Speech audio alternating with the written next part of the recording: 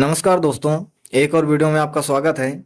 इस वीडियो में हम लाभ और हानि के क्वेश्चन सॉल्व करेंगे। तो चलिए वीडियो को शुरू करते हैं।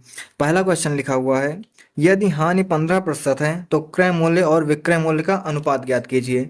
जो हमारे पास हानि का प्रतिशत दिया हुआ है वो 15% दिया हुआ है। तो हम सबसे पहले मान लेते हैं कि जो हमारे पास सीपी है वो कितना है, 100%। सीपी हमेशा अपने आप में 100% होता है। अब अगर इसमें हानि जो हो जाएगा वो 15% का हो जाएगा, तो जो एसपी आएगा वो कितना आ जाएगा, 85%। 100 में से अगर 15% का लॉस हो जाएगा तो 85% का कितना आ जाएगा, एसपी आ जाएगा। हमें इन दोनों का ही अनुपात बताना है, यानी कि रेशियो बताना है। तो अगर हम इन दोनों का रेशियो लेते हैं तो इसको हम 5 से डिवाइड करेंगे। 5 से इसको डिवाइड करेंगे तो कितना आ जाएगा, 20 आ जाएगा। और 5 से इसको डिवाइड करेंगे तो कितना आ जाएगा, 17 आ जाएगा। ये इन दोनों का अनुपात हो जाएगा, 20:17। यही इस क्वेश्चन का आंसर होगा।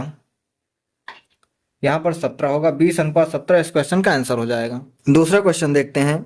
लिखा हुआ है, एक वस्तु को 4% तथा 10% के लाभ पे बेचने पर विक्रय मूल्य में 3 रुपए का अंतर आता है। तो दोनों विक्रय मूल्यों का अनुपात ज्ञात कीजिए। सबसे पहले हम क्या करेंगे, सीपी मान लेते हैं। सीपी हमारा कितना है, 100% है। सीपी हमेशा हमेशा 100% ही होता है।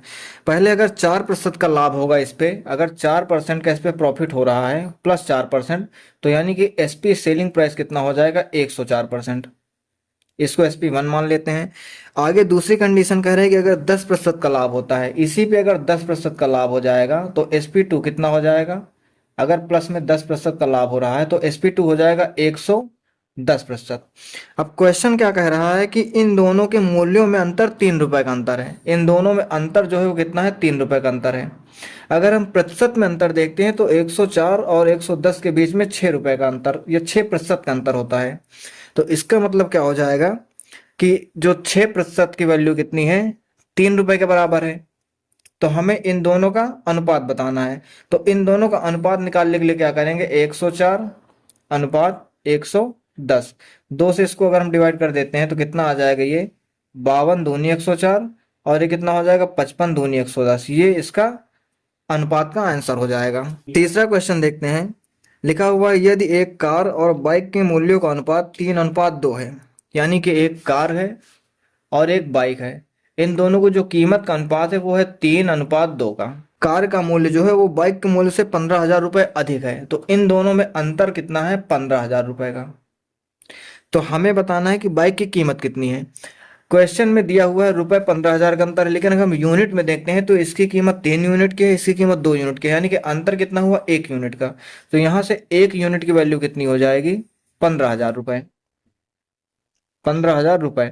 हमें बाइक की कीमत बतानी, यानी कि 2 यूनिट की वैल्यू बतानी है। तो 2 यूनिट की वैल्यू यहाँ से कितनी हो जाएगी, 15 दूनी 30,000 रुपए। यह इस क्वेश्चन का आंसर हो जाएगा। बाइक की कीमत कितनी आ जाएगी, 30,000 रुपए। चौथा क्वेश्चन देखते हैं। किसी वस्तु को 350 में बेचे जाने पर उस वस्तु को 340 में बेचे जाने की तुलना में 5% अधिक लाभ होता है। तो उस वस्तु का क्रय मूल्य ज्ञात कीजिए।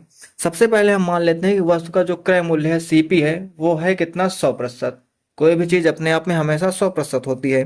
पहली कंडीशन यह है कि अगर 350 में बेचते हैं, और दूसरा कंडीशन यह है कि 340 में बेचते हैं, यानी कि SP1 कितना है, 350 रुपए है, और SP2 कितना है, 340 रुपए है।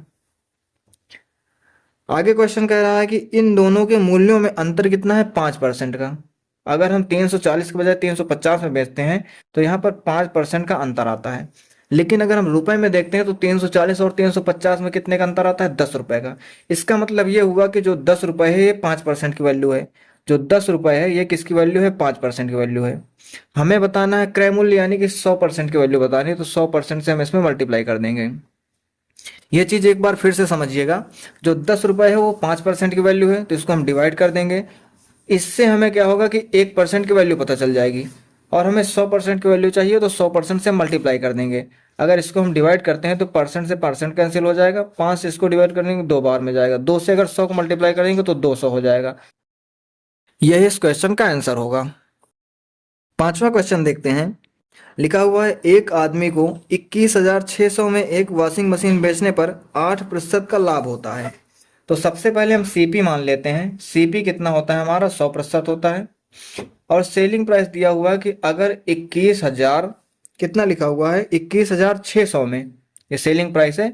अगर 21,600 में बेचता है तो उसे 8% का लाभ होता है, यानी कि इन दोनों के बीच में कितना अंतर है, 8% का, 8% का लाभ होता है। आगे लिखा हुआ है कि 20% का लाभ प्राप्त करने के लिए इसे किस मूल्य पर बेचना चाहिए। अगर इसी में हमें 20% का लाभ प्राप्त करना है तो 20% का लाभ प्राप्त करने का मतलब SP2 कितना हो जाएगा, इसको SP1 मान लेते हैं। अगर 20% का लाभ प्राप्त करना है तो 100 में 20 ऐड करें, कितना हो जाएगा, 120% में उसको बेचना होगा। तो ये कितना हो जाएगा, 21,600। ये 8% के लाभ पे मिला है, मतलब ये कितने की वैल्यू हो जाएगी, जो 21,600 है ये हो जाएगी 108% की वैल्यू, क्योंकि 8% के लाभ पर 21,600 होता है तो ये 108 की वैल्यू हो जाएगी। हमें निकालना कितना है, 120% की वैल्यू। जो पता होता है उसको हम नीचे लिखते हैं, जो निकालना होता है उसको ऊपर लिखते हैं। इसको हम कैलकुलेट कर लेंगे। अगर इसको हम 108 से काटते हैं तो कितनी बार में जाएगा, 2 बार में जाएगा। इसको मल्टीप्लाई करेंगे तो 12 दूनी कितना हो जाएगा, 24, और 1 2 3 जीरो आ जाएंगे, यानी कि 24,000 इसकी कीमत हो जाएगी। अगर हमें 20% का लाभ पाना है तो हमें उसे 24,000 रुपये में बेचना होगा। ये इस क्वेश्चन का आंसर हो जाएगा।